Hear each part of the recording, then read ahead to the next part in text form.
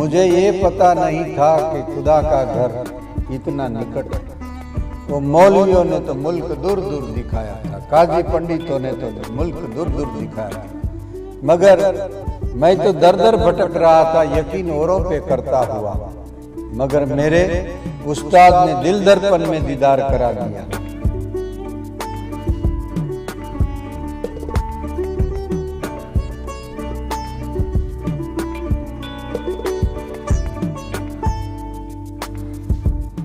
मैं मान बैठा था कि मैं फिदा हूं उन पे, मगर अब पता पड़ा कि वो फिदा है हम पे।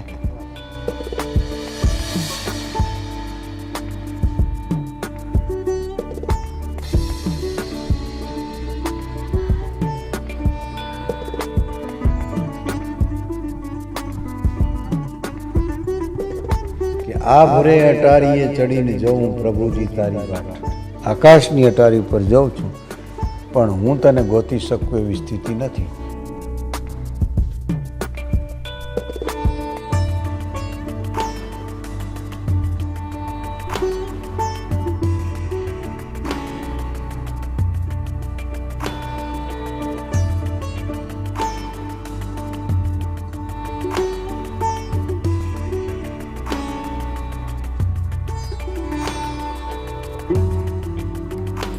દર્શક મિત્રો, આજે તીરથ દર્શન કાર્યક્રમ અંતર્ગત એવા એક આશ્રમની વાત કરવી છે કે માનવ સેવા એ જ પ્રભુ સેવા, આ સૂત્ર ખરેખર અહીં સાર્થક થઈ રહ્યું છે। શાળા, કોલેજ, હોસ્પિટલ, પ્રજ્ઞાચક્ષુ માટે વિવિધ પ્રકારની સેવાકીય કામગીરી, આ ઉપરાંત ગૌ સેવા, એગ્રીકલ્ચર, ખેતી વિકાસ જેવી અનેક સેવાકીય કામગીરી, લોકહિત માટે, રાષ્ટ્રહિત માટે અનેક સેવાકીય કામગીરી થઈ રહી છે। એવો એક આશ્રમ એટલે જૂનાગઢના વિસાવદર નજીક ચાપરડા ગામમાં આવેલ બ્રહ્માનંદ આશ્રમ। તીરથ દર્શન કાર્યક્રમની અંદર નિવૃત્ત ડીવાયએસપી એવા રાઠોડ સાહેબ પણ આપણી સાથે છે, જે સંસ્થાની વિવિધ કામગીરીથી અલગ અલગ વિભાગની અંદર બ્રહ્માનંદ આશ્રમની અંદર દર્શક મિત્રો જે કામગીરી થઈ રહી છે, એજ્યુકેશન, આરોગ્ય, વૃદ્ધાશ્રમ, પ્રજ્ઞાચક્ષુ માટેની વિવિધ સેવાકીય કામગીરી, તેનાથી રાઠોડ સાહેબ આપણને અવગત કરાવશે। મારું નામ અર્જુનસિંહ રાઠોડ, નિવૃત્ત ડીવાયએસપી ગુજરાત રાજ્ય। હું 2009થી નિવૃત્ત થયો। નિવૃત્ત થયા પછી ફૂલ ટાઈમ બ્રહ્માનંદ ધામ પરમ પૂજ્ય મુક્તાનંદ બાપુની સંસ્થાનો અધ્યક્ષ તરીકેની ફરજ બજાવું છું। એ પહેલાં હું જ્યારે મેદરડા હતો ત્યારે પ્રથમ પરિચયમાં બાપુનો આવેલો, એ છેલ્લા 31 વર્ષ થયા। એ પછી મારા ફાર્મ હાઉસ ગાંધીનગર ખાતે પણ કૈલાસધામ આશ્રમ, જ્યાં મારું કાયમી નિવાસ છે, ત્યાં પણ પૂજ્ય બાપુએ બનાવેલ છે। એમાં 100 વૃદ્ધો છે, ગૌશાળા છે, પંચદેવ મંદિર છે, અનાથાશ્રમ છે, જૈન ઉપાશ્રય છે અને અન્નક્ષેત્ર પણ ચાલે છે। પૂજ્ય બાપુની પ્રવૃત્તિઓથી પ્રભાવિત થઈ બાપુની જીવદયાના સિદ્ધાંત ઉપર ચાલતી પ્રવૃત્તિઓમાં રસ પડતા અને બાપુને પણ અમારા પર વિશ્વાસ અને બેસતા અમે શ્રદ્ધાપૂર્વક બાપુ સાથે જોડાયેલા છીએ। પૂજ્ય બાપુનું સૂત્ર છે, પીડિતોને રાહત આપો, પડેલાને ઊભા કરો, ઊભેલાને ગતિ આપો અને ગતિવાનને સાચી દિશા આપો।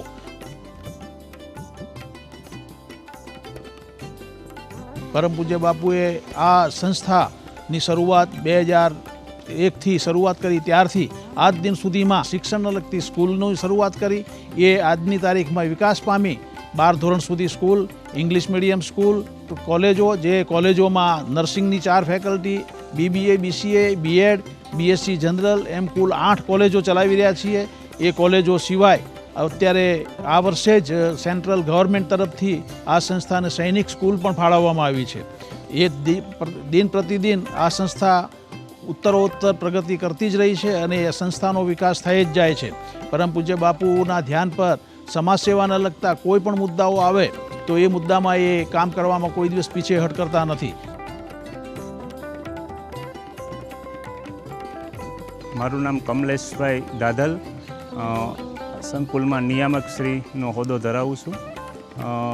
બ્રહ્માનંદ વિદ્યા મંદિર ચાપરડામાં 1 થી 12 આર્ટ્સ, કોમર્સ, સાયન્સ ત્રણેય વિભાગો ચાલે છે। એના સિવાય અન્ય પ્રવૃત્તિમાં rifle shooting, archery, handball, volleyball, કુસ્તી અને એથ્લેટિકની ગેમો આવેલી છે। શ્રી બ્રહ્માનંદ વિદ્યા મંદિર ચાપરડા તાલુકો વિસાવદર, જિલ્લો જુનાગઢ ખાતે હું ભાવિન જોશી, આચાર્ય શ્રી ધોરણ 1 થી 12ના સમગ્ર યુનિટ સાથે કાર્યરત છું. અમારી શાળામાં DLLs district level sports school સાથે કાર્યરત છે, જે 6 ગેમ્સ સાથે જોડાયેલી છે. શાળામાં અત્યાર સુધીમાં હાલમાં ગુજરાતી માધ્યમમાં ધોરણ 1 થી 12 આર્ટ્સ, કોમર્સ, સાયન્સ સાથે 975 બાળકો અભ્યાસ કરી રહ્યા છે, જે ગુજરાતના ઓછામાં ઓછા એમ કહી શકાય કે 18 થી 19 જેટલા જિલ્લામાંથી બાળકો અહીં રેસિડેન્ટલી સ્કૂલ સાથે અભ્યાસ કરી રહ્યા છે. બાળકોને વિવિધ ગેમ્સ સાથે સ્વાભ્યાસિક પ્રવૃત્તિઓનું જ્ઞાન મળે, અલગ અલગ ઇવેન્ટમાં એ ભાગ લેતા હોય છે. સાથે સાથે અહીંયા પ્રયોગાત્મક શિક્ષણ અહીંયા બાળકો લઈ રહ્યા છે.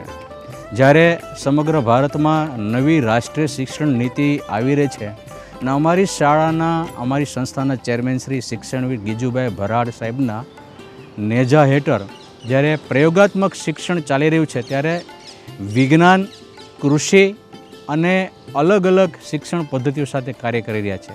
દરેક બાળકો વિજ્ઞાનના પ્રયોગાત્મક વિષયનું શિક્ષણ લઈ શકે એ માટે અદ્યતન સાયન્સ લેબમાં chemistry lab, physics lab, maths lab સાથે કાર્યરત છે, જેનું વર્ષની શરૂઆતથી જ એમનું આયોજન કરી અને પ્રયોગાત્મક શિક્ષણનો તાસ અલગથી લેવામાં આવે છે. કોમ્પ્યુટર શિક્ષણની સાથે કરાટેના વર્ગો, સંગીતના વર્ગો અને ખાસ પુસ્તકાલયના વર્ગો પણ અહીં ઉપલબ્ધ છે. એટલે એમ કહી શકાય કે 975 બાળકો સાથે માત્ર શિક્ષણ પદ્ધતિની સાથે પૂજ્ય મુક્તાનંદજી બાપુના વિચારોની કેળવણી પણ અહીં થઈ રહી છે.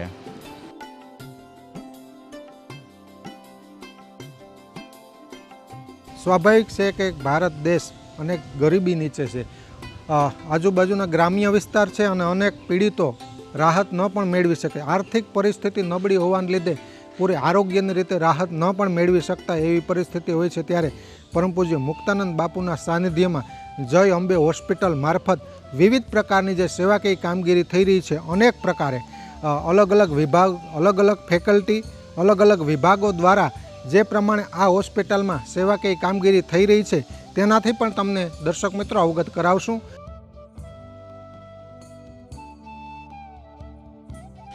પ્રજ્ઞાચક્ષુ વૃદ્ધાશ્રમ આ તમામ સેવાઓની સાથે સાથે એ લોકોને મેડિકલ સારવારની કે એ જરૂરિયાત ઊભી થાય તો આપણી પોતાની હોસ્પિટલ 170 બેડની છે.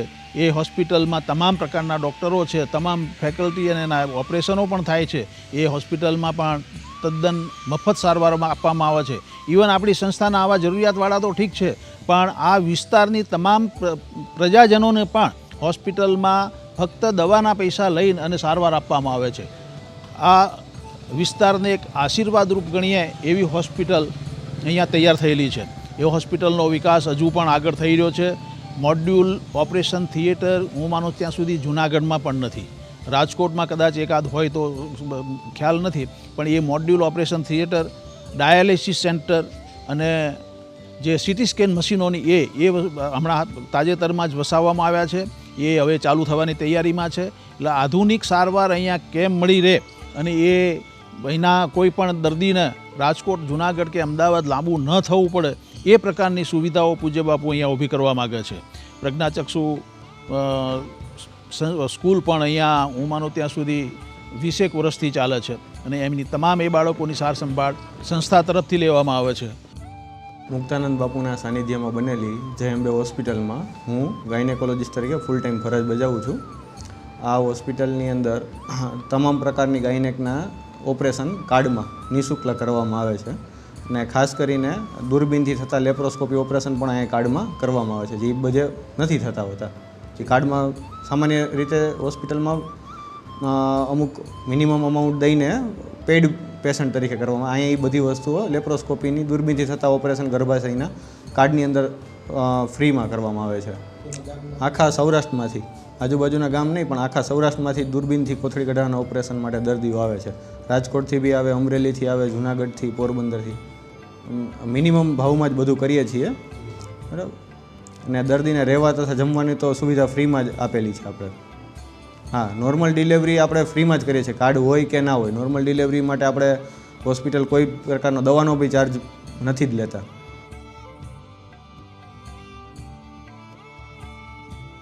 પરમ પૂજ્ય બાપુ શિક્ષણની બાબતમાં સંસ્કાર સાથેનું શિક્ષણ કેમ મળે એમાં ભાર આપી અને એ પ્રકારના શિક્ષકોને પણ ટ્રેનિંગ આપી. ગીજુભાઈ ભરાડ જે શિક્ષણવિદ છે રાજકોટના, એના માર્ગદર્શન હેઠળ નલિન પંડિત સાહેબની મદદથી બીજા જુદા જુદા શિક્ષણવિદોને બોલાવીને એનો અભ્યાસ કરીને અને કેમ બાળકો સંસ્કાર સાથે શિક્ષણ મેળવે એમાં ભાર આપી અને સંસ્કાર સાથેનું શિક્ષણ આપે છે. એ જ બીજો મુદ્દો, ભાર વગરનું ભણતર એટલે કે પ્રેક્ટિકલી, એકલું પુસ્તકીય જ્ઞાન નહીં, પુસ્તકીય જ્ઞાન સાથે પ્રેક્ટિકલી જ્ઞાન બાળકને કેમ આપી શકાય અને એ પ્રેક્ટિકલ જે બતાવવામાં આવે છે એનાથી પુસ્તક કરતાં અથવા તો વાંચન કરતાં બાળકના મગજમાં બહુ જલ્દી એ ગ્રહણ કરી શકતું હોય છે. એટલા માટે પૂજ્ય બાપુએ આ સ્કૂલમાં પ્રેક્ટિકલી તમામ પ્રકારના પ્રયોગાત્મક કામો કરી અને બાળકોને ભણાવવાનું ચાલુ કર્યું છે. સ્કૂલમાં લેબ ગણો, કોમ્પ્યુટર સિસ્ટમ ગણો, ઇલેક્ટ્રિકના સાધનો, પ્લમ્બિંગના સાધનો, જે કંઈક વ્યવસ્થિત કરવું એ નાના પાયે તો નાના પાયે, પણ બાળકને કેમ ટ્રેનિંગ મળે. ખેતીવાડી પૂજ્ય બાપુ પાસે બહુ મોટી છે તો ખેતીવાડીનો અભ્યાસ પણ કરાવે છે.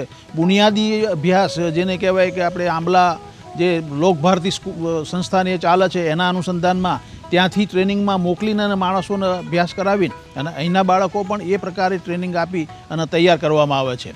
એ જ રીતે અહીંયા માની લો કે હોસ્પિટલ ચાલે છે, સ્કૂલો ચાલે છે, તો એમના બાળકો ઇંગ્લિશ મીડિયમમાં પણ ભણવા જોઈએ આવું બધા આગ્રહ રાખતા હોય છે.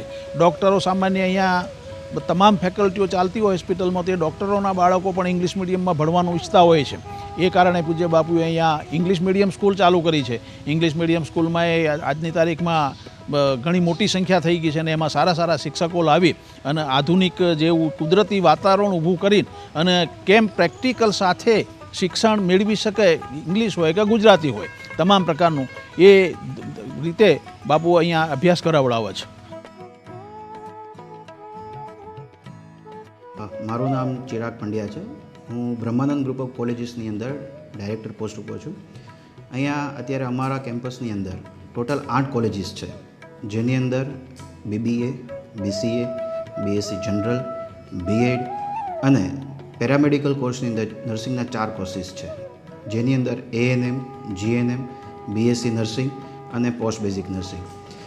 પૂજ્ય બાપુએ MBA, MCA, BBA, BCA બધું વસ્તુઓ શરૂ કરી, પરંતુ પૂજ્ય બાપુને સંતોષ નહોતો. પછી બાપુને એવું થયું કે આપણે એવા કોઈ કોર્સીસ આપણે લાવીએ જેની અંદર વિદ્યાર્થીઓને ભણવાની સાથે સાથે તુરંત જ તાત્કાલિક જ રોજગારીના તકો મળી રહે. એટલે અમે 2015-16થી BSc નર્સિંગની શરૂઆત કરી. અત્યારે હાલમાં અમારી 2 બેચ પાસ આઉટ થયેલી છે BSc નર્સિંગની અને 2 બેચ પાસ આઉટ થયેલી છે GNMની, જેની અંદર હાલમાં એક પણ વિદ્યાર્થી બેરોજગાર નથી અને 25થી 30 વિદ્યાર્થીઓ હાલમાં સરકારી હોસ્પિટલોની અંદર ક્યાંક ને ક્યાંક કાર્યરત છે.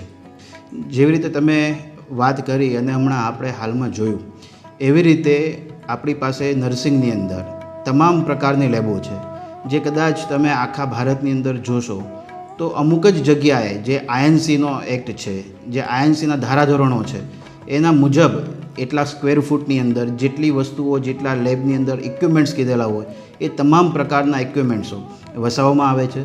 જે વિદ્યાર્થી હોસ્પિટલમાં જાય એની પહેલાં એ લોકોએ અહીંયા પ્રેક્ટિસ કરવાની હોય તો એ લોકોને 100% કોઈ પણ વસ્તુમાં કોમ્પ્રોમાઇઝ કર્યા વગર પહેલાં એ લોકોને પ્રેક્ટિસ કરવામાં આવે, ત્યારબાદ જ એ લોકોને ફિલ્ડ ઉપર મૂકવામાં આવે છે. हेलो, मेरा नाम पंकज सोलंकी और हम आज ब्रह्मानंद कॉलेज ऑफ नर्सिंग के अंदर आज हम डेमोन्स्ट्रेट करने वाले हैं. टॉपिक है हमारा किडनी.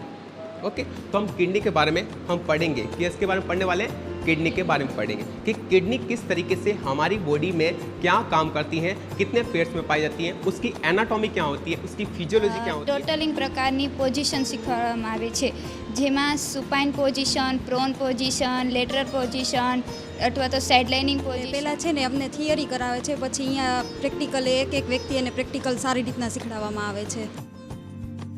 સોપ થઈ જાય, પૂજિંગ ન થાય, બરાબર? એટલે પહેલાં પ્લાસ્ટિક પાત્રો, એની ઉપર ન્યૂઝપેપર પાત્રો, બરાબર?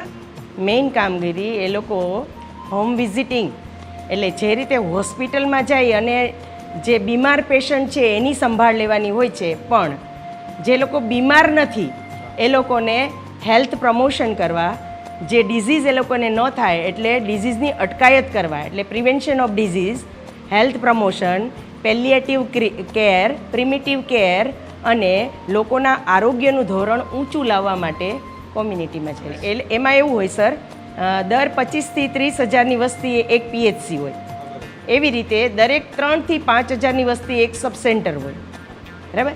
એટલે 3,000 એટલે જે ટ્રાઇબલ એરિયા છે, જે પહાડી વિસ્તાર છે, એમાં જ દરેકને 3,000ની વસ્તી હોય, પણ જનરલી 5,000ની વસ્તીએ એક સબ સેન્ટર હોય. પરિણામોના આધારે દાખલા તરીકે કોઈ એક ફેમિલીમાં ગયા અને ત્યાં જોયું કે ત્યાં 1 વર્ષથી નાનું બાળક છે, તો એ 1 વર્ષથી નાના બાળકનું એન્થ્રોપ્રોમેટિક એટલે એ બાળકની એજ પ્રમાણે એનું વજન છે કે નહીં, બાળકની ઉંમર પ્રમાણે એનો માથાનો ઘેરાવો, એનો છાતીનો ઘેરાવો, એનો બાવડાનો ઘેરાવો એ એની ઉંમર પ્રમાણે બરાબર છે કે નહીં. ખાસ કરીને અહીંના નજીકના બાળકો, અહીં આ વિસ્તારના બાળકોને તો અહીં લાભ મળે જ છે, પરંતુ બીજા રાજ્યોમાં જે ગરીબી નીચે બાળકો છે, જે ઝૂંપડપટ્ટીમાં બાળકો રહે છે, તેના માટે પણ આ ઇંગ્લિશ મીડિયમ સ્કૂલની અંદર વિવિધ પ્રકારે બાળકોને એજ્યુકેશન આપવામાં આવે છે. આ પ્રકારે જે નિરાધાર બાળકો એટલે કે મા બાપના હોય, મા બાપમાંથી એક ન હોય અને આર્થિક પરિસ્થિતિ ખરાબ હોય, એ પ્રકારના બાળકો આ સંસ્થામાં 450 જેટલા અત્યારે અભ્યાસ કરી રહ્યા છે. પૂજ્ય બાપુના ધ્યાન પર અહીં તો ઠીક છે, બીજા રાજ્યોમાં મિઝોરામ, ત્રિપુરા, કે જે મિઝોરામ ક્રિશ્ચિયન મિશનરી ચાલે છે અને ક્રિશ્ચિયન સિવાય ત્યાં કોઈને રહેવા દેતા નથી હોતા, એ ક્રિશ્ચિયન ન બને તો એને ત્યાંથી હાંકી કાઢવામાં આવે છે. એવા ત્યાંથી હિન્દુઓ મિઝોરામ છોડીને ત્રિપુરા બોર્ડર ઉપર જંગલમાં સરકારે વસાવ્યા છે, જેનો કોઈ આધાર નથી, ત્યાં એમની પાસે કોઈ કામ નથી અને એ બિચારાના છોકરાઓ પણ નિરાધાર રખડતા હોય છે. ત્યાંથી બાપુએ 135 જેટલા બાળકો અહીંયા છેલ્લા 5 વર્ષ થયા લઈ આવ્યા છે. એ બાળકોને ભણાવવાનો, એમને સાચવવાનો તમામ બોજો પૂજ્ય બાપુ ઉપાડી રહ્યા છે. એડ્યુઅલ ઇંગ્લિશ મીડિયમ સ્કૂલ, હું અહીંયા ડાયરેક્ટર તરીકે છું. મારું નામ દીપકભાઈ હમીરભાઈ પરમાર. અહીંયા LKGથી લઈ અને 12th સાયન્સ કોમર્સ સુધીની વિદ્યાર્થીઓ છે, અભ્યાસ કરે છે અને અહીંયા 410 જેટલી સંખ્યાઓ છે ટોટલ આપણી પાસે. અહીંયા બાળકોને પ્રવૃત્તિ સાથે શિક્ષણની મુખ્ય તાલીમ દ્વારા આપવામાં આવે છે.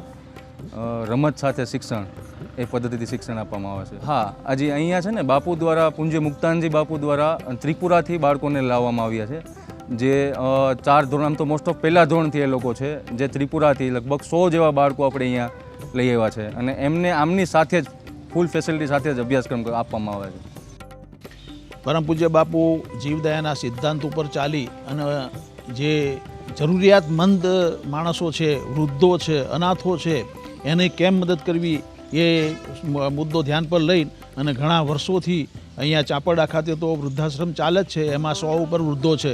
એવા જુદી જુદી 4 જગ્યાએ વૃદ્ધાશ્રમો છે. બીજો મેદરડા છે, ત્રીજો ગુપ્ત પ્રયાગ દીવ પાસે, ત્યાં પણ વૃદ્ધાશ્રમ છે અને એક ગાંધીનગરમાં પણ 100 ઉપર વૃદ્ધો છે. આ તમામ વૃદ્ધાશ્રમોમાં કોઈ પણ પ્રકારની ફી લીધા વગર તમામ વૃદ્ધોને રાખવામાં આવે છે, એને જીવન પર્યંત સાચવવામાં આવે છે, એની જીવન જરૂરી તમામ વસ્તુઓ પૂજ્ય બાપુ તરફથી પૂરી પાડવામાં આવે છે. આ જ રીતે જે અનાથ માણસો હોય, માની લો કે ઘણા માણસો એવા કુટુંબના હોય છે કે જેની ઇજ્જતના હિસાબે વૃદ્ધાશ્રમમાં જઈ શકતા નથી, પેટ શાંતિથી ભરી શકતા નથી. એ પ્રકારના માણસોને પૂજ્ય બાપુએ વિસાવદરની એક નિવૃત્ત કર્મચારીઓની ટીમ બનાવી સર્વે કરાવી અને આ વિસ્તારમાં બિલખા, ભેંસાણ, મેદરડા અને વિસાવદર, આમાં કેટલા એવા માણસો છે એનો સર્વે કરાવીને અને નહીં તો હું માનો ત્યાં સુધી 400 માણસો એવા તારવીને અને એ 400 માણસોની કીટ દર મહિને છેલ્લા 8 વર્ષથી એના ઘેર પહોંચાડવામાં આવે છે. એના દર મહિને જરૂરિયાતનું કરિયાણું હોય, તેલ હોય, મરી મસાલા હોય, ચા, ખાંડ અને ઇવન કપડાં, ચોમાસું આવે તો છત્રી, દિવાળી આવે તો કપડાં, એના જૂતા, તમામ વસ્તુ પૂજ્ય બાપુ એને ઘેર પહોંચાડે છે. પ્રજ્ઞાચક્ષુ સ્કૂલ પણ અહીંયા હું માનું ત્યાં સુધી 20 વર્ષથી ચાલે છે અને એમની તમામ એ બાળકોની સાર સંભાળ સંસ્થા તરફથી લેવામાં આવે છે. આ જ પ્રકારે જુદી જુદી જગ્યાએ જુદા જુદા પ્રકારની સેવાઓ. બીજો એક દાખલો આપીએ તો આનંદધારા પ્રોજેક્ટ અહીંયા ચાલે છે. આનંદધારા પ્રોજેક્ટમાં સરકારી સ્કૂલોનું આજથી જોઈએ તો 10 વર્ષ પહેલાં લેવલ 5-7 વર્ષ પહેલાં સુધી બહુ ડાઉન હતું. સરકારી સ્કૂલોમાં કોઈ જતું નહીં, બીજા પ્રાઇવેટ સ્કૂલોનો રાફડો ફાટ્યો હતો અને પ્રાઇવેટ સ્કૂલોમાં જ અભ્યાસ કરાવવાનો બધા આગ્રહ રાખતા હતા. પૂજ્ય બાપુએ એ મુદ્દો ઉપાડ્યો કે કેમ આવું બને, સરકારી સ્કૂલો સરકાર તમામ સગવડતા આપતી હોય તો સ્કૂલોનો વિકાસ થવો જ જોઈએ અને એમાં બાળકો થવા જ જોઈએ. પૂજ્ય બાપુએ એક નમૂનારૂપ 30 ગામની 41 સરકારી પ્રાઇમરી સ્કૂલો દત્તક લીધી અને એ સ્કૂલોને શું ઘટે છે એનો અભ્યાસ કરાવ્યો. આપણા ગુજરાત રાજ્ય પ્રાથમિક શિક્ષણ બોર્ડના ડાયરેક્ટર નલિન પંડિત સાહેબને હાયર કર્યા બાપુએ કે તમે આ અભ્યાસ કરો અને એ જવાબદારી તમે ઉપાડો. પંડિત સાહેબે પણ સહર્ષ એ જવાબદારી ઉપાડી લીધી અને એ તમામ જે 41 સ્કૂલો હતી એમાં મકાન ખૂટતા હતા એના મકાન બનાવી દીધા, રમતગમતના સાધનો ખૂટતા હતા એને એ વસાવી દીધા, જેને શિક્ષકો ખૂટતા હતા તો એ માટેની સગવડતા કરી આપી, સંગીતના સાધનો જે જરૂરિયાત હતી એ તમામ 41 સ્કૂલોની પૂરી કરી. આ છેલ્લા 7 વર્ષથી અભ્યાસ કરીએ છીએ કે એ સ્કૂલોનું લેવલ પ્રાઇવેટ કરતાં ખૂબ ઊંચું આવી ગયું છે. એનું રિઝલ્ટ બી એ જે C ગ્રેડમાં નહોતી આવતી અત્યારે A ગ્રેડમાં એ સ્કૂલો આવી ગઈ છે, એની સંખ્યા ડબલ થઈ ગઈ છે અને એ રીતે આજની તારીખમાં પૂજ્ય બાપુ એ સ્કૂલોને સંપૂર્ણ સરકારને સોંપી દીધી છે. આપણી પાસે 300 ઉપર ગાયો છે. એ ગૌશાળા આધુનિક અને મોટાભાગની તમામ ગીરની જ ગાયો રાખવામાં આવે છે. ગીરની ગાયોનું દૂધ એ તમામ અહીંયા સંસ્થા ખાતે વપરાય છે. એ દૂધમાંથી ક્યાંય બહાર વેચવા વેપાર કરવામાં નથી આવતો કે કોઈને આપવામાં આવતું નથી. એ ઘી, દૂધ, માખણ, છાશ તમામ વસ્તુ આપણી ઘરની જ અહીંયા તૈયાર કરવામાં આવે છે. ગૌશાળામાં દૂધણી ગાયો, પાકડ ગાયો, વોળકાઓ, નાની વાછડા આ તમામ પ્રકારના વિભાગો અલગ અલગ રાખવામાં આવેલા છે. એ વાછડીઓમાંથી મોટી થાય વળકીઓ તૈયાર થાય, વળકીઓમાંથી ગાય તૈયાર થાય. એ તમામ ગાયો આપણી ઘરની જ તૈયાર થતી હોય છે. દિન પ્રતિદિન એમાં વધારો થતો જાય છે. એ ગાયોને પૂરેપૂરી સાર સંભાળ રાખવામાં આવે છે. એના માટે ડૉક્ટર સ્પેશિયલ નિમણૂક કરવામાં આવેલા છે. એ ડૉક્ટરોની દેખરેખ નીચે ગાયોને સંભાળવામાં આવે છે. પૂરતા ગોવાળો છે. પૂજ્ય બાપુ પાસે ખેતીવાડી માટે પણ એટલી જ મોટી જગ્યા છે. એ ખેતીવાડીમાં લીલું ઘાસ, સૂકું ઘાસ, બહારથી જે મગાવવું પડતું હોય એ તમામ સગવડતાઓ આપવામાં આવી છે અને 12 માસ લીલું ઘાસ પણ પહોંચાડવામાં આવે છે. પૂજ્ય બાપુ આવી મોટી સંસ્થાનું સ્વપ્ન એમણે ઘણા વર્ષ પહેલાં જોયેલું અને એમને એ આજથી જ્યારે હું 30 વર્ષ પહેલાં શરૂમાં મળ્યો ત્યારે બાપુએ ચર્ચાઓ કરેલી કે અહીંયા એક 5000 જેટલા માણસોનું વસતા હશે, એક ગામ જેવું હશે અને તમામ ફેસિલિટી અને સગવડતાઓ અહીંયા હશે.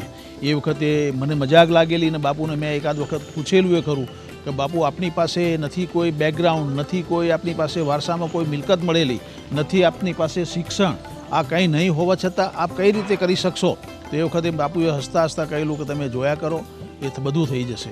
આજની તારીખમાં અમે જોઈએ છીએ તો એ જે વાત કરતા હતા એના કરતાં ઘણું આગળ નીકળી ગઈ છે સંસ્થા.